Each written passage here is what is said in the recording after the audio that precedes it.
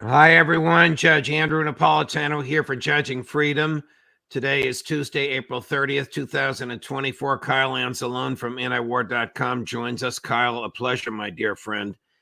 Do you think that Benjamin Netanyahu should be indicted and charged by the International Criminal Court for war crimes?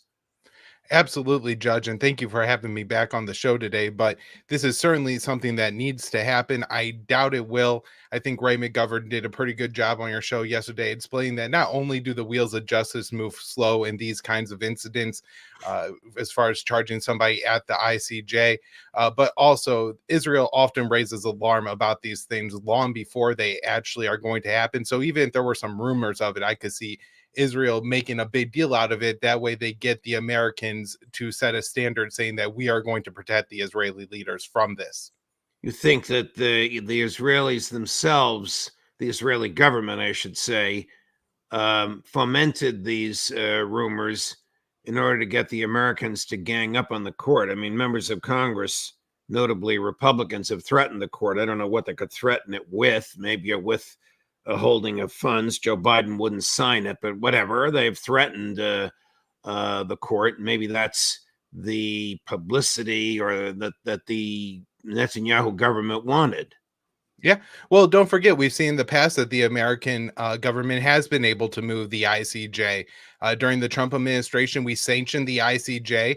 And then in exchange for lifting the sanctions during the Biden administration, we did lift the sanctions on the ICJ, but they agreed to deprioritize cases against American alleged war crimes in Afghanistan. And so the U.S. could do something like this, really pressure the ICJ and basically get them to admit that, hey, we're going to uh, change the way we look at this, and we're not going to really look at the Israelis, or we'll make them our lower priority.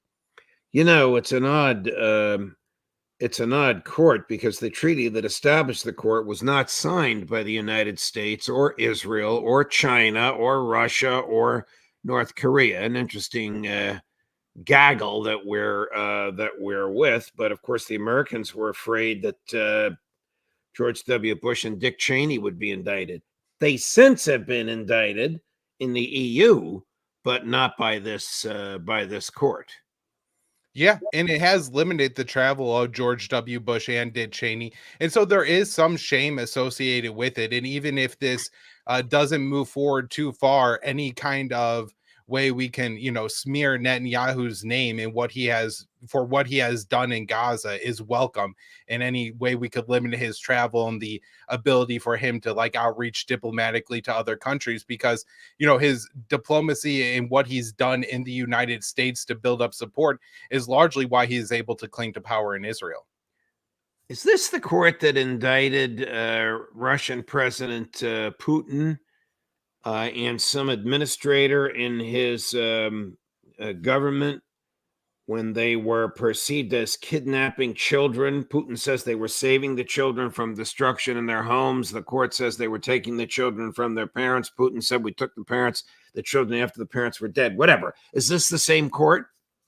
It is the same court. And Judge, you have interesting dynamics here, because while the U.S. is not a signatory to the ICJ, and we have even threatened and have passed a law that is nicknamed the Hague Invasion Act, because we maintain the right to invade the Hague if they arrest any American allies or U.S. troops.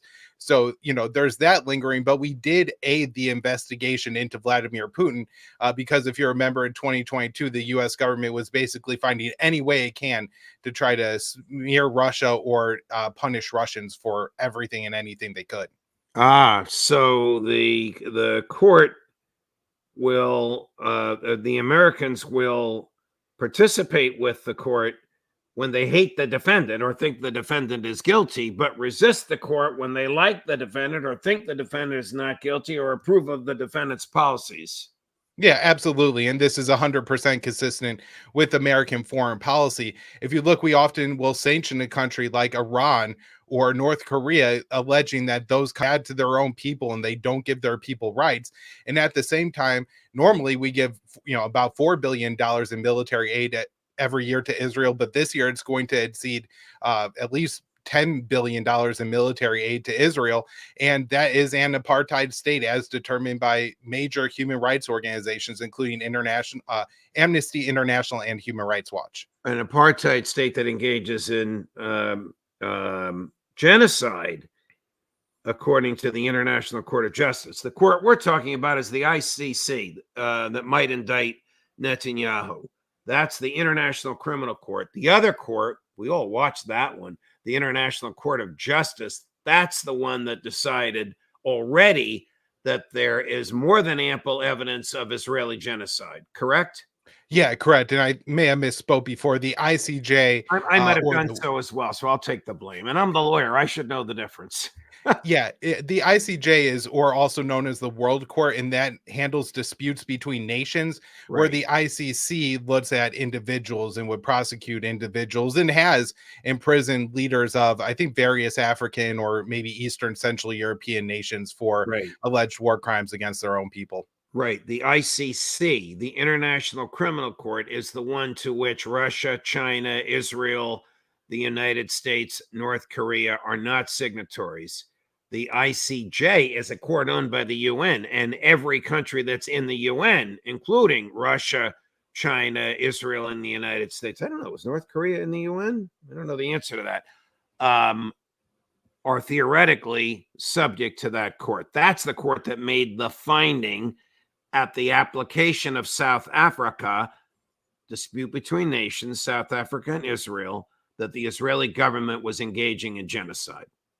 Yeah, correct, Judge. And North Korea is a member of the United Nations. And in fact, there is an American judge, a former Obama administration official, that sits as a juror on the ICJ panel of 17 judges that oversaw the Israeli genocide case. Right. Okay. I want to play for you a clip from Prime Minister Netanyahu, the shorter version, Chris, complaining about, you ready for this? The freedom of speech in America. What's happening on America's college campuses is horrific. Anti-Semitic mobs have taken over leading universities. They call for the annihilation of Israel. They attack Jewish students. They attack Jewish faculty. This is reminiscent of what happened in German universities in the 1930s. The response of several university presidents was shameful. Now, fortunately, state, local, federal officials, many of them have responded differently, but there has to be more.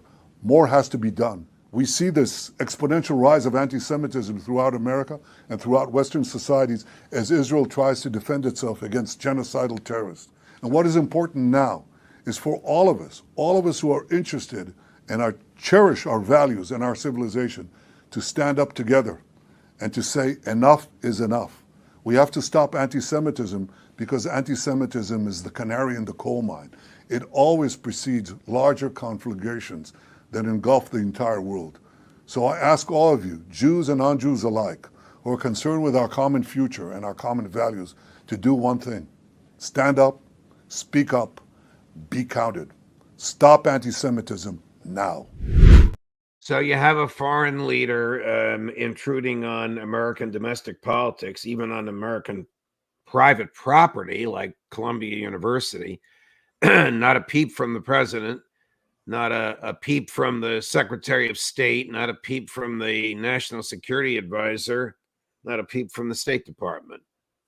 Right. And Judge, I think this exposes one of the fundamental lies that Americans are told about Israel, and one of the fundamental lies Americans believe about Israel. And that is, Israel is an American-style democracy in the Middle East. It's a bastion of rights for all, including their minority citizens. When in 2019, Benjamin Netanyahu explicitly said that Israel is a state for its Jewish citizens. And he meant explicitly not for the minority, not for the Bedouins, the Palestinians, the Druze that happen to live under Israeli occupation. The Christians. And so, and Christians as well. And then in the West Bank, this extends to an apartheid state, and in Gaza, it extends to a genocidal system. And this is Israel, and yet we're told that this is some bastion of freedom and democracy. They do not believe in our same free speech values that we have in the United States.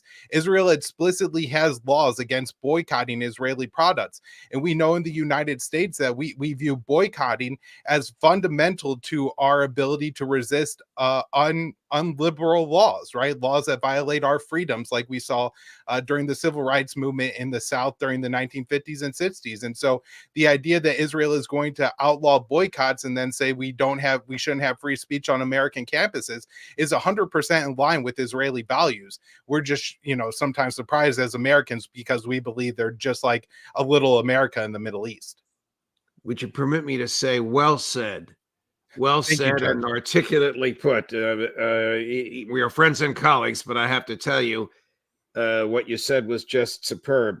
Here's another clip I want you to watch. It's a little long, but it's a journalist grilling this character, Patel, that is the spokesperson for the State Department, about this very clip from Netanyahu.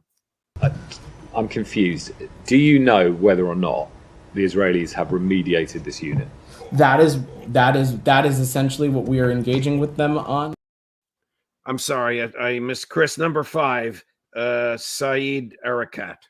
But I'm asking you, there's a foreign leader who's saying that American law enforcement, including the National Guard, ought to crack down on Americans exercising their First Amendment right to free speech. I'm asking you on this particular issue, not on October 7th, not on all this that happened. I'm asking you, do you find this to be appalling by a foreign leader and direct interference in the way Americans conduct themselves? A leader can call on whatever they'd like, Said, but it's no one is naive to the fact that utilization of the National Guard is ultimately a decision up to individual governors. I understand. And so beyond that, the Prime Minister is welcome to make whatever comments he'd like. No, hold it. Please, I'm not done. Hey, I'm not done. Please, I'm not done. I just want to ask, I understand the need to combat the despicable anti-Semitism and so on. I understand what the president is doing. I'm asking you, do you reject the fact that a foreign leader is saying that the demonstrations ought to be cracked down upon? That's what I'm asking you. Do you reject that? So, do you reject you reject the U.S. government cracking down on peaceful demonstrators, correct? You reject that? This is part of what America is all about. I'm asking you, do you reject the interference of a foreign leader calling for the crackdown on full American citizens exercising their basic rights, their First Amendment right to demonstrate? That's what I'm asking you. The Prime Minister was commenting on something happening in this country. I will say over the course of this, I'm asking. It's obvious that he doesn't want to answer because the State Department doesn't have an answer because, as you just articulated, there are rules for everybody else and then there are procedures for Israel. Yeah, and I guess I should have added to my previous statement, Judge, that the Biden administration apparently doesn't believe in the First Amendment either, because we can't even have one of the State Department spokespersons say, of course, we believe in the right of all Americans to peacefully assemble in a protest of whatever cause they want. But he is unable to say that whatsoever because the Biden administration doesn't believe that. They need to crack down on these campus protesters, not only as a favor to Netanyahu and the Israelis who don't want their public image further degraded in the United States, but for Biden's re-election campaign. This is looking awful for the president. Imagine if this was the year 2020, Judge, and in the wake of the George Floyd Black Lives Matter protests, just like now you have pro-Palestinian protests and people chanting from the river to the sea, if Donald Trump had established task force for these college campuses and labeled all the Black Lives Matter protests as anti-white protests.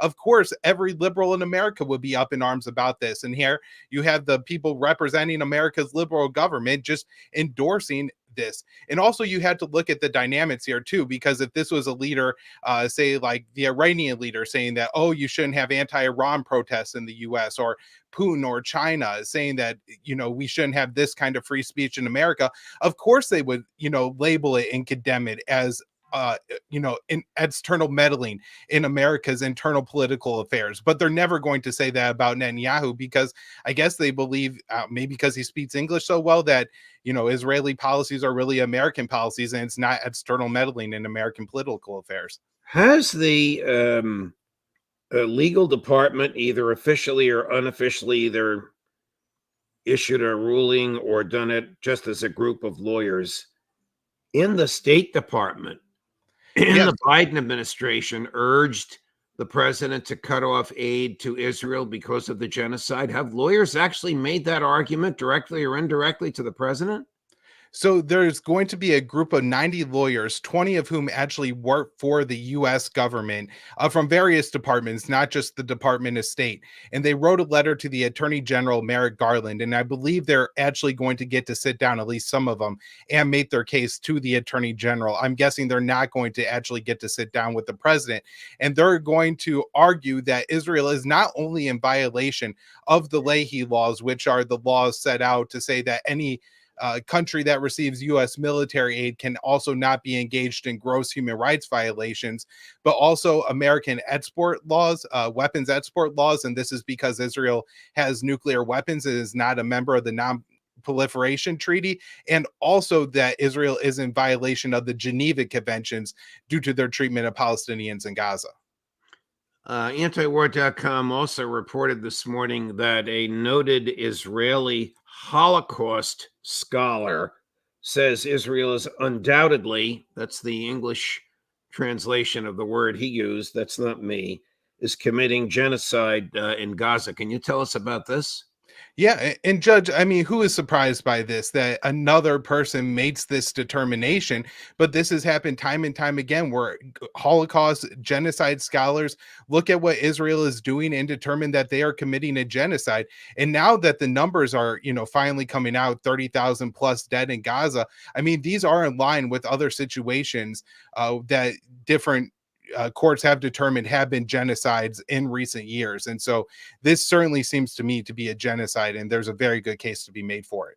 Sounds like more genocide is coming. Didn't the Israelis announce that if you're a female or a child under a certain age, you can leave Rafah before the onslaught, but if you're a male, they want to kill you. So don't even try and leave, because you shoot you as you leave. I'm not making this up. This is what was reported this morning. Yeah, so this was a report from Middle East Eye that Israel is planning to set up checkpoints around the city of Rafah, and they will allow women and children to pass through those checkpoints, but anybody labeled a military-aged male, which they are going to claim is between the ages of 18 and 60, but they're 18 probably going and 60. Right, but they're probably going to count any male that's basically puberty, right? So 13 and older that looks like they could, have a little muscle mass on them, and round them all up. They'll strip them naked, or at least down to their underwear, handcuff them, photograph them, put them in a prison camp, torture them, try to get them to confess that they're either members of Hamas or they're aware members of Hamas, and then they will maybe finally release them if they determine that they're not a threat. And we've seen in these prison camps, the conditions for the Palestinians are awful. They report being kept in diapers and forced to soil on themselves. They're kept in restraints all day long, including plastic zip tie restraints that are causing infections that lead to amputations. We had a doctor saying at a facility he was working at, 2 prisoners a day were undergoing amputations because they're just kept in these restraints all day long. So we're talking about severe systematic abuse that is going to happen to any male that looks between the ages of 18 and 60 that tries to flee Rafah, where there may be 1.5 million Palestinians in total. So we're talking hundreds of thousands of people that are going to be subject to this treatment. Now, I wonder how this character from the State Department that can't answer a simple question would respond to that evidence. And I wonder how his boss, Tony Blinken, would respond to an inquiry about, look at what the U.S. is funding. Why don't you stop it? Well, I've watched enough of these press conference briefings now to know that what they would say is, we'll bring this up with our Israeli partners, and we'll talk to them about the invasion of Rafah. We understand that they have to invade Rafah. Israel has a right to defend itself. October 7th was awful. Hamas did really, really terrible things. There's members of Hamas in Rafah, so Israel does have to go in, and we're going to make sure they do it in a way that's appropriate, which really means we're going to send them the weapons to do it. And we may ask them some questions later about mass graves or things like that, but we're not going to push them or force them to investigate or tell us what actually happened after they carry out these human rights abuses. Has it suddenly become nearly impossible for the Gaza Health Ministry to count the number of dead? Yeah, and so this has been developing over time. In the early months of the war, there were enough functioning hospitals and morgues that when somebody died, their family would bring their body to the hospital or morgue. They would say, this is their person, this is their ID number. And that's the way the health ministry in Gaza was counting the dead. And this is how I believe they counted about the first 20,000 dead. After that, there weren't enough functioning hospitals or morgues to receive the patients, and also there was nobody to report it to. And so they developed a new system where I think it's 2 or 3 witnesses need to sign off on a statement saying that this person died, this is their ID number, this is generally where they're buried, and things like that. And then they'll count the dead. And they've accounted about 10,000 dead that way as well. But now it's becoming even harder to do that just because it's so hard for people to communicate within Gaza. Now that 34,000 number that the health ministry currently has is essentially confirmed by Israel. They say they've killed between 11 and 13,000 members of Hamas, and about 2/3 of the people they killed are civilians. And so if you do the math, that's between 30 and 40,000 that Israel admits that they've killed, well in line with the health ministry numbers. In reality, that number is far higher because at least 11,000 people are dead and buried under the rubble as well. Is the number of Hamas killed, or the number that Israel claims it has killed, credible? I'm not sure. Professor Sachs says it's more like 3,000. I've heard those estimates. I've heard Hamas put out estimates between 5,000 and 7,000. I don't think that the Hamas officials outside of Gaza really have a good idea of how many members of Hamas have been killed. My guess is that Hamas operates somewhat decentralized, and so they may not even have a good count on the number that they've had killed. Of course, a lot of the members of Hamas that Israel have killed have been low-level junior members of Hamas. We've discussed on your program the Lavender and Where's Daddy program, where they intentionally targeted low-level Hamas members as they returned home to their families, not only able to kill a member of Hamas, but up to 20 civilians at a time, mostly women and children. And so when you have a program like that and you're killing low-level members of Hamas like that, it really doesn't matter how many you kill, because I'm sure Hamas will be able to recruit them far faster than Israel would ever be able to kill them. Last question. While the IDF is preparing to invade Rafah, and while northern Gaza is effectively empty, although I understand there are some bakeries operating and some people finding places to live up there, are the Israelis building a fort or some sort of fortification for themselves inside northern Gaza? So yes, they've built a road that stretches from Israel through Gaza to the Mediterranean Sea that bisects the Gaza Strip, and then they've cleared a kilometer on each side of this road. So they've cleared a massive what they call buffer zone. They've destroyed hospitals, universities to establish this buffer zone, and then they've set up military encampments within that buffer zone. They don't allow the Palestinians to cross that line, and Palestinians who have attempted to return from Rafah, from Khan Yunis to northern Gaza have been shelled and killed by the Israeli military. And also they're setting up military installations in southern Israel, outside of southern Gaza. And I believe, Judge, there's a plan to bisect, or I guess that would be triset, the Gaza Strip again and sever Khan Yunis from Rafah and establish another military highway that would have another massive buffer zone on each side to prevent Palestinians from crossing between those two cities as well. So this is really a plan to militarize Gaza for the Israelis and slowly weed out the Gaza population, isolate them, and then just slowly erode the population there until they could ethnically cleanse all of them. In direct and utter violation of the Geneva Conventions. Kyle Anzalone, thank you very much. Thanks for your courage, and thank you for the clarity with which you've addressed these most unpleasant issues. We'll see you again soon. Thank you, Judge. Of course. Coming up this afternoon at 2 o'clock, it's our regular Tuesday. Matt Ho, and at 3 o'clock, Colonel Karen Kwiatkowski, Judge Napolitano for Judging Freedom.